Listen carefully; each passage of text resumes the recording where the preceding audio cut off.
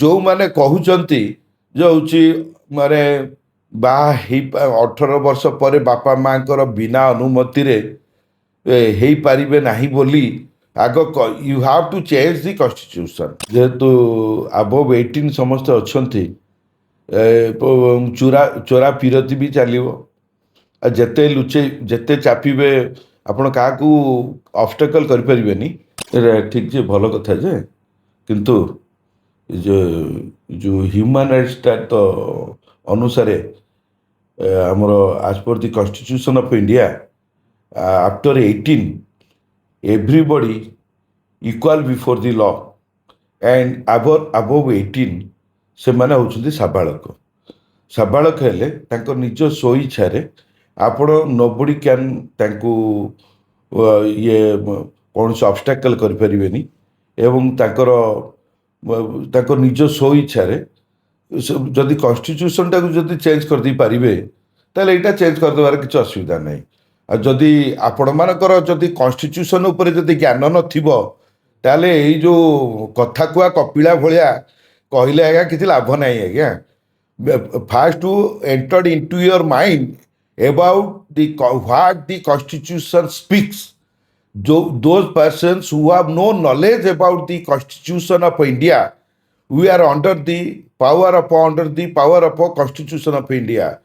And some persons, though they may be politically, they may be social activities, they have no knowledge about the Indian constitution and the equal rights of men and women to the enjoyment of all civil and political rights specified in the ଯାହା ଅଛି ଆମର କନଷ୍ଟିଟ୍ୟୁସନରେ। କନଷ୍ଟିଟ୍ୟୁସନଟାକୁ ଆଗ ଭିତରକୁ ଚାଲନ୍ତୁ।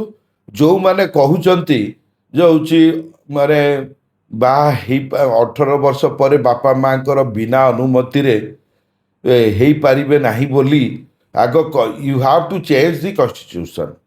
Constitution ଯଦି ଏଇଟା ତ ଆମର ଆମର ବି ଆର୍ ଆମ୍ବେଦକର ଯିଏକି ଆମର କନଷ୍ଟିଟ୍ୟୁସନ୍ ତିଆରି କରିଛନ୍ତି, ତାଙ୍କର ଏଇ ଯେଉଁ ପାଠ ଚେଞ୍ଜ କରିବା ଏମାନଙ୍କ ପାଇଁ ବହୁତ ମୁସ୍କିଲ ଆଜ୍ଞା। ଯେମିତି ଏଇ ଯେଉଁ ବିଏନ୍ଏସ୍ ଚେଞ୍ଜ କରିଦେଲେ, ବିଏନ୍ଏସ୍ଏସ୍କୁ ଚେଞ୍ଜ କରିଦେଲେ, ସିଭିଲ୍ ପ୍ରୋସିଡିଓର କୋଡ଼କୁ ଚେଞ୍ଜ କରୁନାହାନ୍ତି ଦେଖିବା। ଏଇ ଯେଉଁ ଇଣ୍ଡିଆନ୍ କନଷ୍ଟିଟ୍ୟୁସନ୍ ଭିତରକୁ ଆଗ ପଶନ୍ତୁ। ଇଣ୍ଡିଆନ୍ କନଷ୍ଟିଟ୍ୟୁସନ୍ ଭିତରେ ନ ପଶିକିରି ହାପାଜାଡ଼ିଏସଲି ଏଇସବୁ ମନ୍ତବ୍ୟ ଦେବାଟା ଏଇଟା ପବ୍ଲିକରେ ଆଜ୍ଞା ଠିକ୍ ନାହିଁ। It's very ସେମଲେସ୍।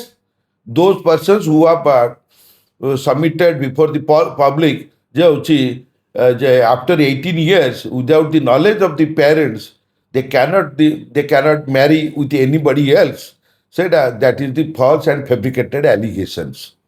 ଗୋଟେ କଥା ହଉଛି ଯେ ସେବା ରାଜ୍ୟ ସରକାର ବିଧାନସଭା ରଖିଛନ୍ତି ମ୍ୟାରେଜ ରେଜିଷ୍ଟ୍ରେସନ ଆକ୍ଟ, ଯୋଉଟା ବିବାହ ପଞ୍ଜୀକରଣ 44 ଅନୁସାରେ ଦମ୍ପତି ମାନଙ୍କୁ ଯୋଉମାନେ ପ୍ରେମ ବିବାହ କରିଥିବେ ସେମାନଙ୍କ ସମସ୍ତ ଡାଟା ଦେବେ।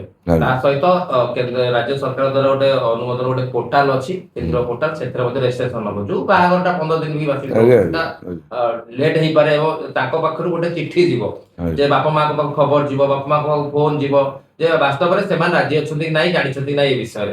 କେମିତି ଆପଣ ଦେଖୁଛନ୍ତି? ଆଜ୍ଞା ଶୁଣନ୍ତୁ, ଆମ ପାଖକୁ ବି ଆସୁଛନ୍ତି, ଆମେ ବି କୋର୍ଟ ମ୍ୟାରେଜ ପାଇଁ ବି ଆପ୍ଲାଏ କରୁଛୁ। ମୁଁ ସେ ଭିତର କଥାଟାକୁ ମୁଁ ଡିସକ୍ଲୋଜ୍ କରିବା ପାଇଁ ଚାହୁଁନାହିଁ। ସବୁ କିଛି ସମ୍ଭବ ଆଉ ସବୁ କିଛି ଅସମ୍ଭବ ବି। ଏବଂ ଯେଉଁଟା ଆପଣମାନେ ଯେଉଁଟା ପଚାରିଲେ ସେଇଟା ମୋର ଡିଫେନ୍ସ ପ୍ଲିଟା ମୁଁ ସେଇଟା ଡିସକ୍ଲୋଜ୍ କରିପାରିବି ନାହିଁ। କାହିଁକି? ଯେଉଁମାନେ ଆସୁଛନ୍ତି ସେମାନେ ସାବାଳକ, ସେମାନଙ୍କର ଉଭୟଙ୍କର ସହମତିରେ ଆସୁଛନ୍ତି ଏବଂ ପର ମୁହୂର୍ତ୍ତରେ ତ ଫ୍ୟାମିଲି କୋର୍ଟ ଆମର 1-2 ଖୋଲିଯାଇଛି। ଆଉ ସେମାନେ ପର ମୁହୂର୍ତ୍ତରେ ଯେତେ ଲଭ୍ ମ୍ୟାରେଜ କରିବେ without the consent of the parents, ତା ପର ମୁହୂର୍ତ୍ତରେ ତାଙ୍କ ଭିତରେ ଫାଟ ସୃଷ୍ଟି ହେଉଛି ଏବଂ ଫ୍ୟାମିଲି କୋର୍ଟର ମାନ୍ୟବର ଫ୍ୟାମିଲି କୋର୍ଟଙ୍କର ଦ୍ୱାରସ୍ଥ ହେଉଛନ୍ତି। ସେଇଟା ତ ଯାହା ହେଉଛି ସେଇଟା ତ ପଛ କଥା, କିନ୍ତୁ ଏଇ ଯେଉଁ କୋର୍ଟ ମ୍ୟାରେଜ ଉପରେ ଆମର ସେକ୍ସନ୍ 5ରେ ବି ଅଛି ଆଉ ସେକ୍ସନ୍ 19ରେ ବି ଅଛି। ଆପଣ ଆପ୍ଲାଏ କରିପାରିବେ। ଆଉ ସେଇଟା ହେଉଛି ମାସେ ହେଉଛି ତାର ଲିମିଟ୍, ତାର verification of documents Aadhaar cards and तार मैट्रिक सर्टिफिकेट ସେଥିରେ ଯଦି ଆବଭ୍ 18 ଅଛି ଏବଂ ଆଧାର କାର୍ଡ଼ର ତାଳମେଳ ଯଦି ସବୁ ଠିକ୍ ଅଛି ଏବଂ ଯଦି ଯେଉଁଠି ସେ ରହୁଛି ଭଡ଼ା ରହୁଛି ଘରର ଏଗ୍ରିମେଣ୍ଟ ଏବଂ ଆଲଙ୍ଗ ୱିଥ୍ ଏବେ ଗୋଟେ ଜାମିନଦାର ବି ଦେବାକୁ ପଡ଼ୁଛି ଆଉ ଇଲେକ୍ଟ୍ରିକ୍ ବିଲ୍ ଏତିକ ସବୁଯାକ ଆଉ ହାଉସ୍ ଏଗ୍ରିମେଣ୍ଟର ଆଫିଡେଭିଟ୍ ସବୁଯାକ ଦାଖଲ କରିବେ। ଦାଖଲ କଲା ପରେ ତାପରେ କୋର୍ଟ ତାକୁ ଆଡ଼ମିଟ୍ କରିବେ। କୋର୍ଟ ସବ୍ ରେଜିଷ୍ଟର ତାକୁ ଆଡ଼ମିଟ୍ କରିବେ ମ୍ୟାରେଜ୍ ଅଫିସର ଯିଏ ରହୁଛନ୍ତି ଯେ ସେ ଆସେପ୍ଟ କଲା ପରେ ତାପରେ ସେଇଠୁ 3 ମନ୍ଥ ଟାଇମ୍ ଅଛି। 3 ମନ୍ଥ ଟାଇମ୍ ଭିତରେ ଆପଣ ଯେତେବେଳେ ଯେଉଁ ସମୟରେ ଆଣିକିରି ଆପଣଙ୍କର 3 ଜଣ ବା 4 ଜଣ ସାକ୍ଷୀ ଦରକାର। ସେଥିର ଝିଅ ପଟରୁ 2 ଜଣ ପୁଅ ପଟରୁ 2 ଜଣ ହେଲେ ଆପଣଙ୍କର ବାହାଘର ବି ହେଇପାରିବ, କିଛି ଅସୁବିଧା ନାହିଁ। ସାର୍ ସାଧାରଣତଃ ଦେଖିବାକୁ ମିଳେ ଯେ ଯୋଉମାନେ ପ୍ରେମୀ ଯୁଗଳ ଥାଆନ୍ତି ଆଜ୍ଞା। ସେମାନେ ଘର ଲୋକ ତାଙ୍କୁ ସପୋର୍ଟ ନ କଲାରୁ ସେମାନେ ବିବାହ ପାଇଁ କୋର୍ଟର ଦ୍ୱାରସ୍ଥ ହେଇଥାନ୍ତି ଆଜ୍ଞା। ସାଧାରଣତଃ ଦେଖାଯାଏ। ଆଜ୍ଞା ତ ୟା ଦ୍ୱାରା ସରକାର କଣ ଗୋଟେ ତାଙ୍କ ଉପରେ ଗୋଟେ ଜବରଦସ୍ତି ଗୋଟେ ଚାପ ସୃଷ୍ଟି କରିବା ପାଇଁ ଗୋଟେ ପ୍ରୟାସ କି ଏଇଟା କରିପାରିବେ କି? ଆଜ୍ଞା ଶୁଣନ୍ତୁ ଆଜ୍ଞା, ଏଇଟା କାହାକୁ ଆପଣ ଚାପ ସୃଷ୍ଟି କରିପାରିବେ ନାହିଁ। Everybody has equality before the constitution. ତେଣୁ ଆଜ୍ ପର୍ ଦି ଲ ବି ଅଲସୋ ଆବଭ୍ 18 ଆପଣ ତାଙ୍କୁ ଇଏ କରିପାରିବେ, ବାରଣ କରିପାରିବେ ନାହିଁ।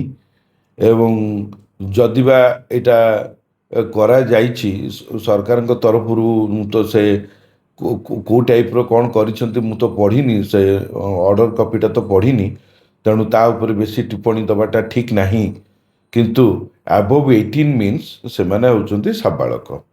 ସାବାଳକ ପ୍ରଥା ଅନୁସାରେ ମ୍ୟାଟ୍ରିକ୍ ସାର୍ଟିଫିକେଟ୍ ହେଉଛି ସେଇଥିରେ ଆମର date of consideration of the ତାର ଡେଟ୍ଟା ସେଇଠୁ ଜଣାଯାଏ। ଆଉ ଗୋଟେ ଥାଏ ଓସିଫିକେସନ୍ ଟେଷ୍ଟ ଗୋଟେ ଥାଏ। ଓସିଫିକେସନ୍ ଟେଷ୍ଟ କ'ଣ ନା ପୁଅ ହଉ କି ଝିଅ ହଉ ଜଣେ ଡକ୍ଟରଙ୍କ ପାଖକୁ ଯାଇକିରି ତାର ଦାନ୍ତ ହାଡ଼ ସବୁ ସେ ଚେକ୍ କରିବେ। ଚେକ୍ କଲା ପରେ ଗୋଟେ ସାର୍ଟିଫିକେଟ୍ ଦେଉଛନ୍ତି ଯେ ହେଉଛି ଆର ଦାନ୍ତ ହାଡ଼ ଇଏ ସବୁ ଦେଖିଲା ପରେ ମୁଁ ଫିଲ୍ କରୁଛି ଆଜ୍ ପର୍ ଦି ମେଡ଼ିକାଲ ଜୁରିସ୍ପ୍ରୁଡେନ୍ସ ବା ମେଡ଼ିକାଲ ପାଠ ଅନୁସାରେ ଯେ ହେଉଛି ଇଏ ଆବଭ୍ 18 ଅଛି, ତେଣୁ ସେଥିରେ ବି ଦେଲେ ବି ଆକ୍ସେପ୍ଟ ହେଇପାରୁଛି। ये नियमटी जो गुजरात मॉडल कथा कहते ये नियमटी ओडिशा रे आसीबाटा केते जरूरी आपण भाबछि जण आईजे हिसाब ଆସିବାଟା ଠିକ୍, ଏଇଟା ଆସିବା ସମସ୍ତେ ଆକ୍ସେପ୍ଟେବୁଲ୍। କିନ୍ତୁ ଯେହେତୁ ଆବଭ୍ 18 ସମସ୍ତେ ଅଛନ୍ତି, ଚୋରା ପିରତି ବି ଚାଲିବ। ଆଉ ଯେତେ ଚାପିବେ ଆପଣ କାହାକୁ ଅବଷ୍ଟେକଲ୍ କରିପାରିବେନି। ଆଉ ଏ ଯେଉଁ ଲାଷ୍ଟକୁ ଯେଉଁ ୱେ ହୋଟେଲ ଛଡ଼ା ଏ ଯେଉଁ ନଦୀ ପଠାକୁ ଧରିକିରି ସେଇଠି ଘର କରିକି ରହିବେ ବାଧ୍ୟ ହେଇକିରି, ଆଉ କ'ଣ